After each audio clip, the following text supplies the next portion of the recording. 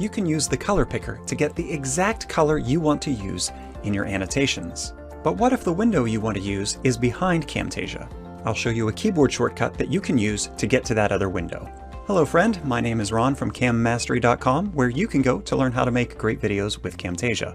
You can use the color picker to choose any color that you want an annotation to be. For example, I can click on this star annotation and then go over to its annotation properties and click the color here to choose any color I want. I can use the eyedropper to select any color on my screen. But if I want to choose something on this screen behind, if I click that screen, then it just chooses that color. So instead of clicking that program, we want to use our keyboard to go over to that program. In this case, we'll use Alt-Tab on our PC or Command-Tab on our Mac. Let's try this again.